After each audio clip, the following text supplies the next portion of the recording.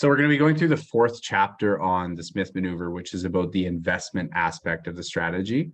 And just as a quick recap, the Smith Maneuver is a strategy that focuses around paying down the mortgage on your home or a second property. The key is that it's non-tax deductible debt.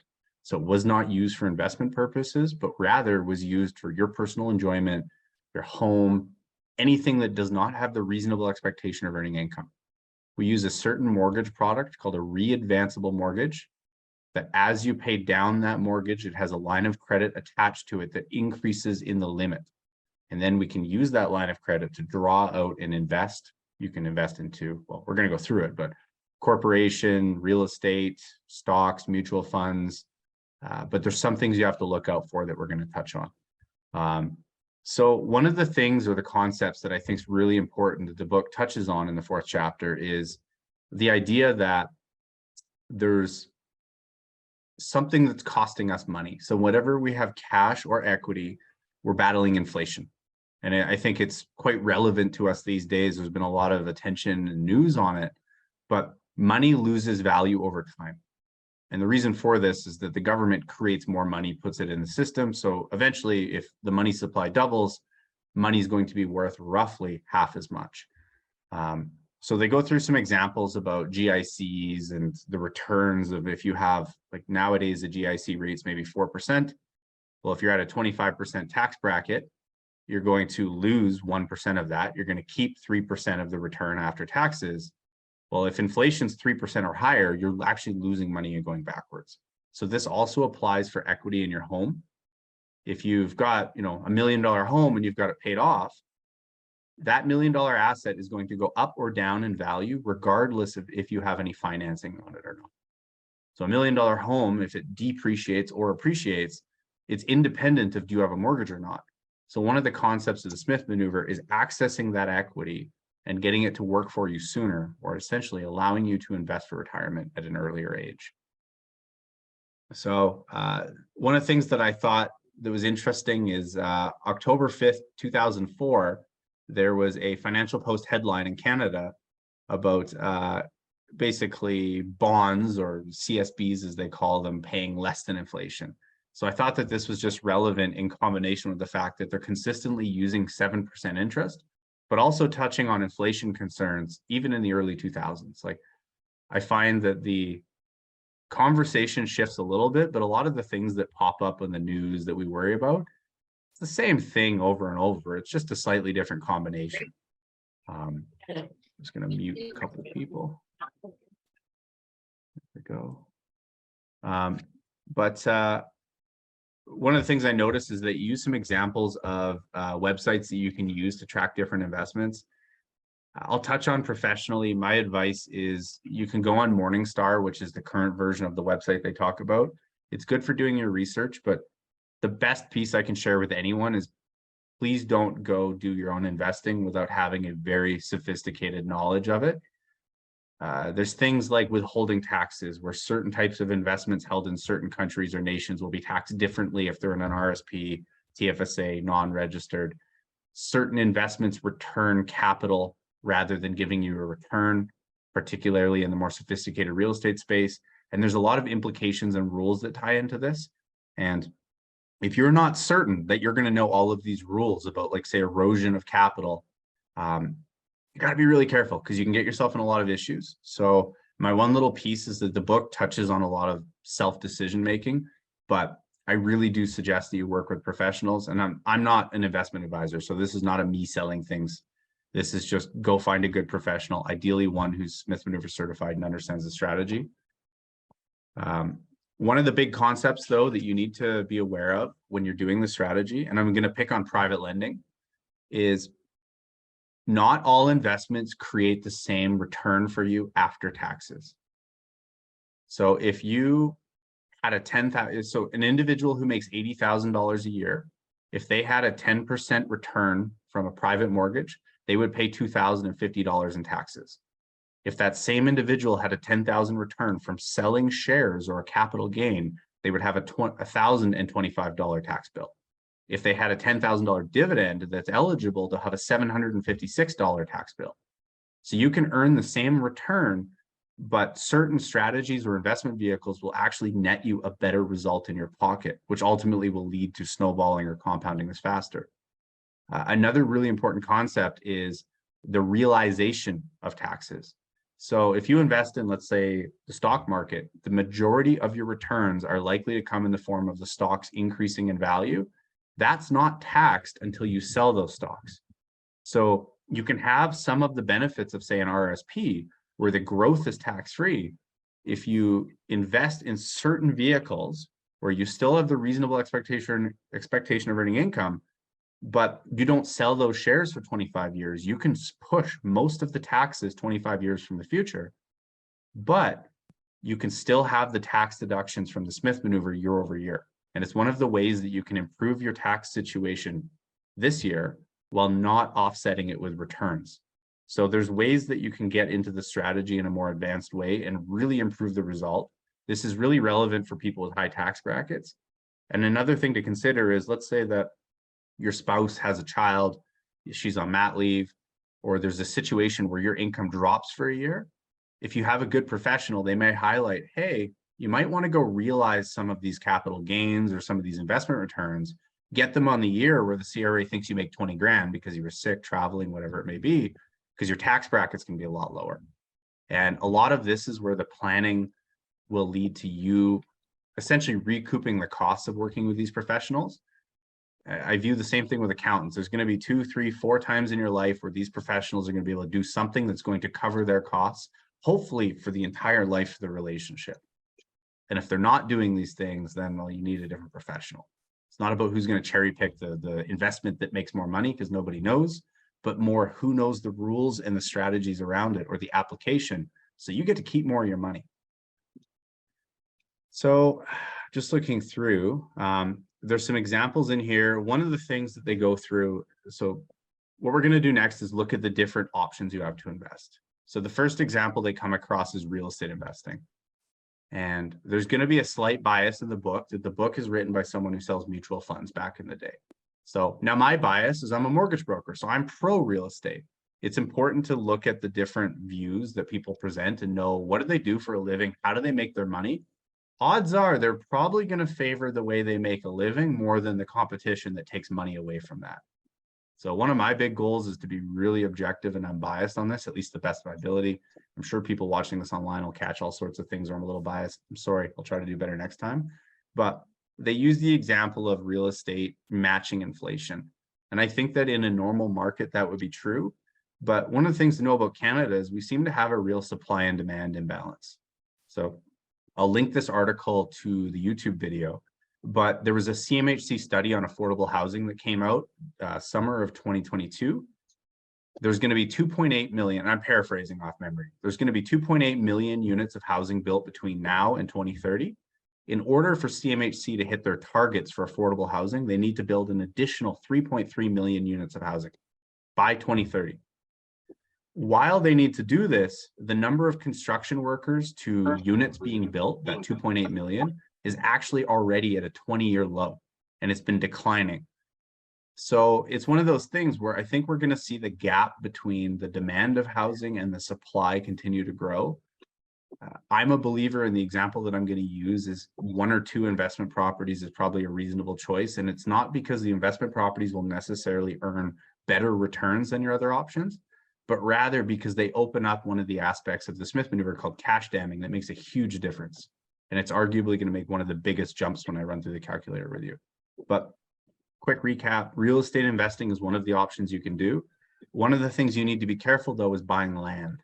If you buy any real estate element that does not have the ability to generate income, you have to be really careful, and you're going to want to have a really good accountant that's going to look into this. And one of the things that's important to know is that accountants don't have a crystal ball or a magic book where they tell. Let's say you go to an accountant with a question of, hey, if I invest in land, can I write off the interest on this? What they're going to do, at least a good one, is look at court cases where the CRA and a Canadian citizen have fought over this in a courtroom, and they're going to look at the rulings and judgments that happen. And hey, looks like this has gone to court 32 times, and consistently, when it goes to court, land is acceptable, not acceptable. But you have to be careful if you're buying any type of investment that does not have the reasonable expectation of income. So an example is gold bullion. It does not work. So real estate's one of the options. What else they got in here? Well, I'm not even going to worry about the book for this. So one of your other options is going to be mutual funds. So one of the benefits of mutual funds is that they typically do not have a cost associated with putting money in them.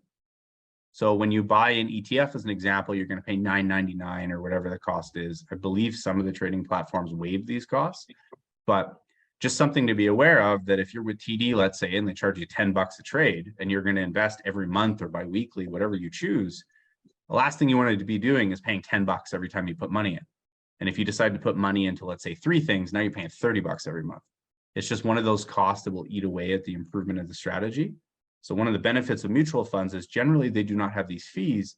The trade-off is that there's something called a MER, or an MER, and it's essentially a fee associated with the value of the money. It's essentially a fee you pay every year to hold it. Now, if you work with a financial advisor, part of that fee will typically go to them as well. So I'm not an expert on this, so my advice is do your own due diligence, but mutual funds typically have a lower cost to enter, aka no trading fees, but they do have a higher cost to own. The next option that a lot of people consider are ETFs, which are essentially index funds. They're a basket of stocks. So it's like owning 0.0001 of every company in the S&P 500. One of the benefits of this is you get to own a lot of stuff with $100. And it gives you a really good benefit of being diverse. I think it is one of the more common routes that I've seen my clients go, is they will index if they're going to go the securities route, which is stocks. And the big benefit for it is it's easy. You pick the S&P 500 index, great. You now own a little piece of every major company in the US. You pick a piece of the TSX, great. You own a bunch of the big Canadian companies. And it just takes a lot of that stress out of trying to be smarter than everybody else. There are stats from an example, Warren Buffett. He put a challenge out, and I don't remember if it was a mutual fund or a hedge fund, but he put $1 million award, a prize, and I want to say it was a hedge fund, for any hedge fund that could prove that they consistently beat the average return from the market, which is an index. And to this day, nobody's claimed the $1 million prize. So one of those things where the financial industry is really bad for a lot of people make noise about how they're special and they're going to earn you more money. I don't know the exact statistic, but the hedge funds and the mutual funds, more than 50% do worse than the market consistently. So the logic behind indexing is that it has very, very low fees. You get a pretty good return consistently. The market does good, you do good. The market does bad, you do bad. And I think one of the big draws is that you don't have the risk of a company going bankrupt. It's not like you invest in Volkswagen and Volkswagen has issues and all of a sudden they go to $0 or go bankrupt and now you've lost all your money. So those are the main things that people look at. For more advanced investors, they may look at securities, so individual stock picking. I personally suggest stay away from it. Like if that's what you do for a living and you're an expert, maybe, but otherwise there's a lot of data that we all suck at making decisions. I think there's actually a monkey that does better trading by picking random symbols than some of the big stock analysis in the States. So my advice is keep it simple, stupid, work with professionals wherever possible. And if you're going to look at things like options and the more complex stuff, you're going to short. As far as I know, you can't do it, but if you're going to consider it, absolutely 100% make sure you talk to an accountant and an investment advisor and make sure that it's even allowed. Because the last thing you want to do is do this and 9 years later, the CRA says, hey, you owe us all that money back plus interest plus penalties, because it can be really nasty on the fines. So be really, really careful with this stuff. Always seek professional advice. And the last piece that you can invest in, generally speaking, is your business. So you can invest in a corporation. Sole proprietorships get a little weird, talk to an accountant, but as an example, I'm a mortgage broker with a corporate structure. If I want to borrow from my home equity line of credit, put money into my corporation to go start a new office or buy equipment, I can do that. And that is generally tax deductible. You can do private lending, and there's a few other things, but once again, your risk starts to get higher on this stuff. And these are more unconventional routes. So I suggest that if you're going to do something unique or different than the majority, you increase the amount of guidance and professional input you're getting exponentially. Because last thing you want to do is find out you're the new case study where the accountant's telling their client, yeah, Mr. So-and-so or Mrs. So-and-so, yeah, they lost $400,000 to the CRA and went bankrupt because they went to court, they fought it, they were in a position where their back was to the wall. CRA won, game over. They lost their house, they lost everything. So be really careful with this stuff, please. Quick aside, does anybody have any questions on the investing side of like what you can choose? If you want, type it in the chat or yell at me. Otherwise, what I'm going to do is jump into the Smith Manoeuvre Calculator. Cool. So we're going to work on the calculator then. And the one piece I'll add is I'm not a financial advisor. Please seek independent advice on this. I'm a mortgage broker who knows the strategy that just wants to give you guys a crash course. Some of the things I say could be wrong. You should treat everything that I say that about structurally about the Smith Manoeuvre is probably right, but little details about investments and stuff, it's not my expertise. I know this stuff because I'm passionate about it, but the best advice I ever got was from an old German real estate investor, and he said, trust no one. You should, when you're, some of you probably know who this guy is, but when you're working with people, particularly salespeople, which I'm a commission-based mortgage broker, you should always be asking yourself, what is their bias? What is their expertise? And are they instructing outside of their expertise? So I want to touch on the Smith Manoeuvre, but the tax side and the investment side is outside my expertise. You should all be very jaded about it and don't be like, Keaton said ETF. I'm going to go pick a triple leverage oil ETF. That must be what I'm supposed to do. You're going to blow yourself up and you're going to go bankrupt and you're going to ruin your life. So please use what I have as a foundation for you to ask proper questions to proper professionals about. So now I'm just going to set up a screen share on the Smith Manoeuvre Calculator. Make sure I got this right.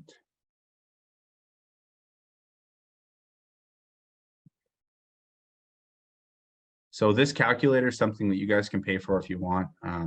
It's handy to have, but I don't know if it brings a huge amount of value to someone who's going to use it once for themselves. So if you're like Julia and you're super passionate about the strategy and you want to show everybody, it might be worth getting. If you just want to figure out your own numbers, like you can ask me, you can ask Andrew Schulhoff, Julia's got access to it. Most of the Smith Manoeuvre certified professionals will have it. Realistically, if you've got your numbers ready, we can probably run it through with you in 20 minutes. It's not a huge ask. So please, if you don't think you're going to use it more than once, don't pay the $70, just ask someone for it. Now, this is a case where I've set up an example where someone is earning $120,000 a year. They have one rental property renting for $48,000 a year, so $4,000 a month. And the property is cash flow neutral. It costs what it earns. It is not putting money in your pocket each month. The individual has, just for simplicity's sake, $30,000 in non-registered investments, and they've got $20,000 in investment funds. And they are at a 38.29% tax rate based on the calculator. They have an $800,000 home with a $600,000 mortgage. I'm not here to try to cherry pick 2% interest rates. I'm using 6% as the interest rate. I think we can probably all agree that that's relatively high, at least for today. We're seeing clients consistently get in the 4s to the low 5s. I'm using 30-year amortization. Full disclosure, if I shorten the amortization to 20 years, it makes the numbers look less impressive. But personally, I think most Canadians are in a situation where they're probably not paying off their mortgage a whole lot faster. Most people that put 20% down, which you need for the strategy, typically opt for 30 years. So, hey, I'm taking a liberty to cherry pick a slightly better example. The readvanceable line of credit, I've got at 6.7%, which as of March 23rd is the prime rate in Canada, at least for the major banks. I'm using prime plus 0.5%. This can range from prime 0, so 6.7, to prime plus 1, depending on the lender. The vast majority are prime plus 0.5, though. So once again, trying not to use crazy numbers where we're going to say, oh, well, historically interest rates have been 3%. Like, that's people selling you. Now, I do have 10% to start because that's what the book used. Personally, for my clients, I use 8% when they're going through the numbers. It's just, hey, if you earn more, great. But at the end of the day, I personally believe that if you use this strategy, it's taking you in the right direction rather than you've maxed the numbers to try to get some crazy number. It's either generally a good thing for you or it's generally a bad thing. That's how I view it. The last thing I want is people, doing it only because they can improve their net worth $5 million. Like, well, is it a total failure if it improves it $1 million or 500,000? Personally, I think no, but the last thing I want is people using crazy examples. So this is the amount of principal you pay down on your first mortgage on this. So what it does is I can use this slider to decide how much of the debt they pay off they're reinvesting. So if at a very simple level, you just take the money that you're paying down and you reinvest it, that's where we start to see these numbers. So let me just turn this off. So this is just the basic plain Jane Smith maneuver we spoke about last time. This would be an example where you are simply paying your mortgage, you reborrow whatever you pay down and you invest it. Now, this is assuming in a stable rate environment where rates do not fluctuate, that you're also using the line of credit to pay for the interest on the line of credit. So you're not taking money from your own pocket to cover this new line of credit you're creating, but rather each month with an amortized mortgage, you pay off a little bit more debt. Your very first payment's a lot of interest. Your very last payment of your mortgage is almost no interest. So that increase is where they're using to keep paying for this line of credit.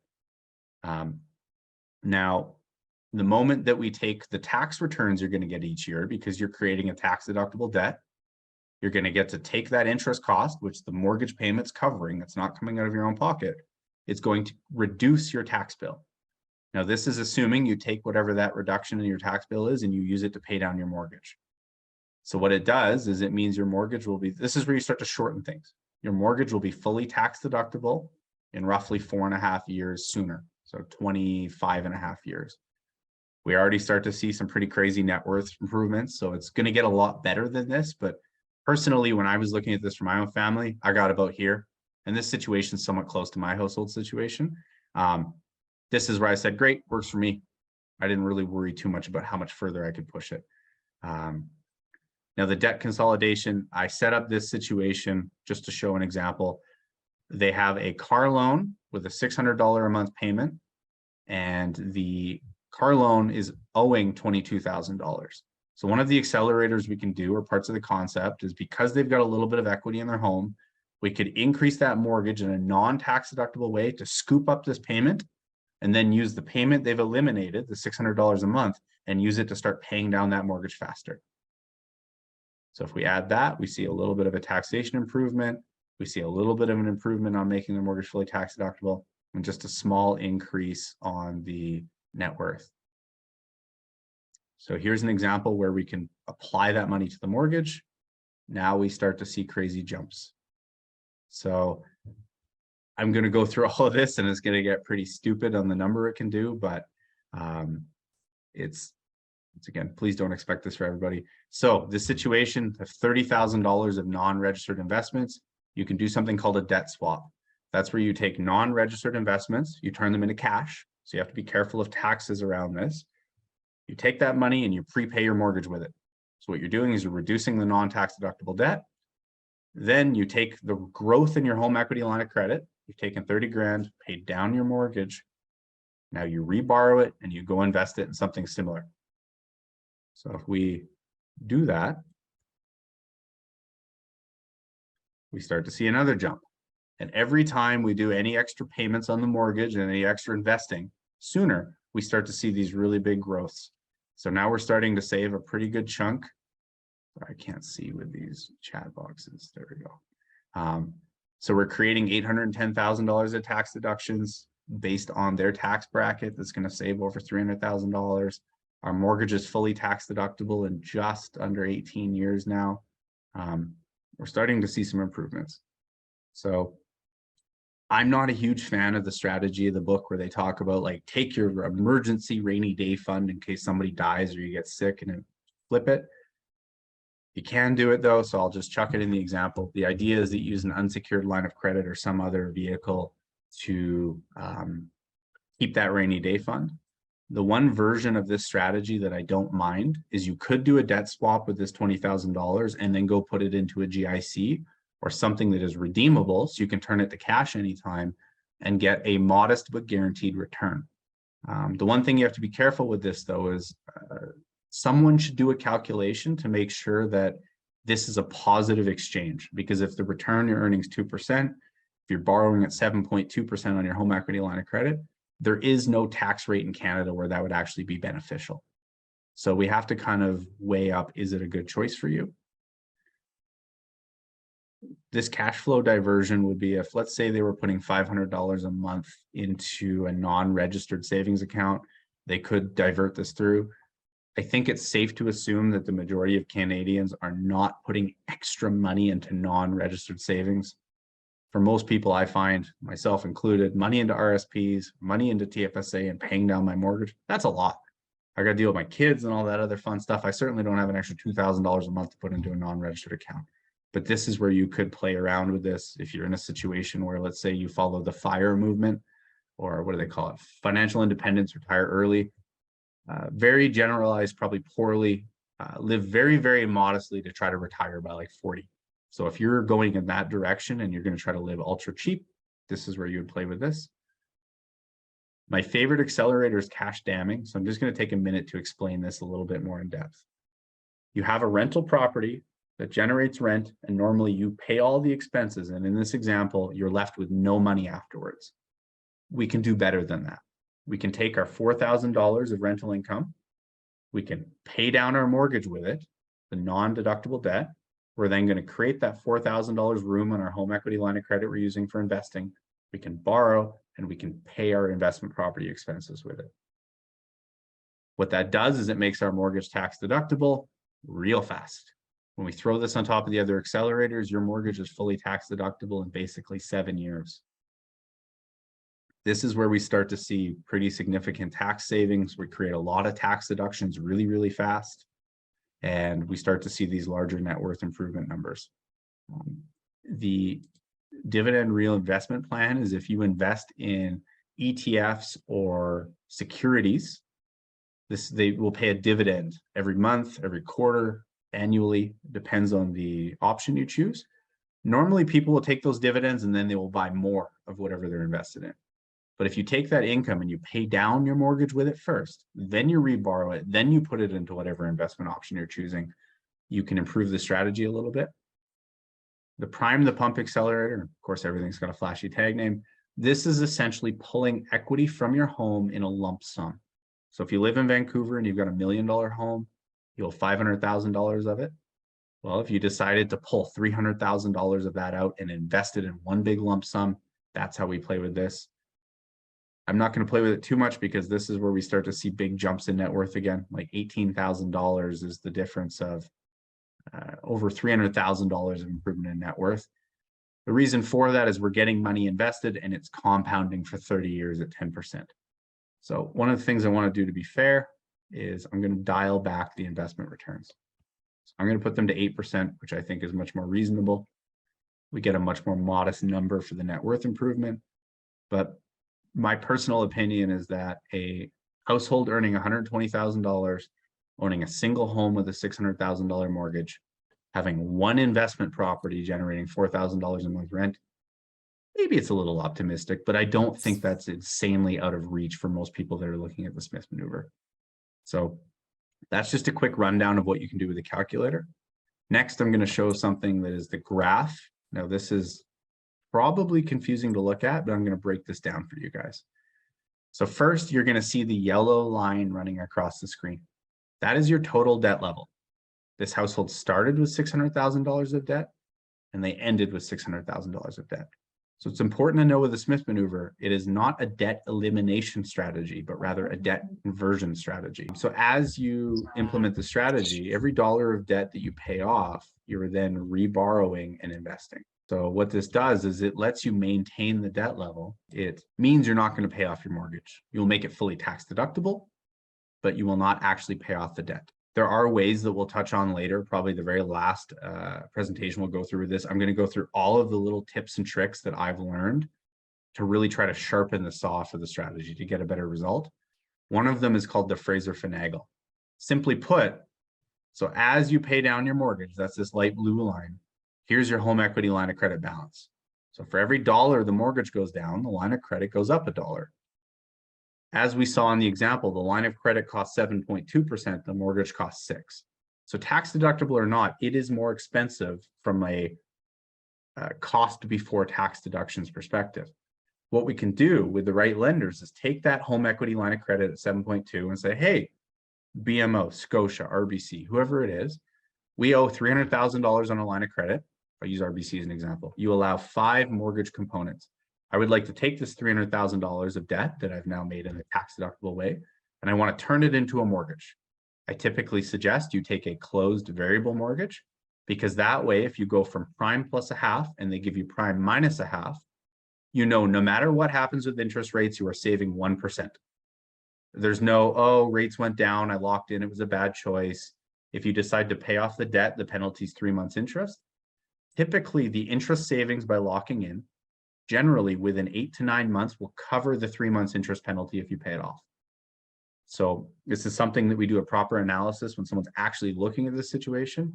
But as a generalization, there are ways that you can not only lower your interest costs and improve your results, but also get out of the debt eventually. So maybe in 35 years, you're debt free. Maybe it's 40 years. I don't know, but you can get the net worth improvement while also eliminating the debt over time. The one thing to know is that if you lock in that home equity line of credit, you will go from paying interest only to paying principal, which is paying off the debt, and the interest. So the interest amount goes down a little bit, but you're also going to have to pay off some debt every month. So it's important to consider a cash flow perspective. Last thing you want to do is retire. Great, we're sitting good. All of a sudden you take the $600,000 mortgage, you lock it in, and your payments go up $1,000 a month. And now your retirement's going sideways because, whoa, I didn't think that.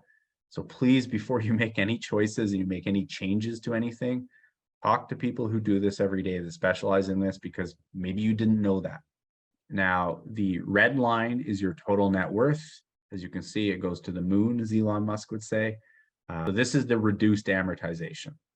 So this is how long till you make your mortgage fully tax deductible.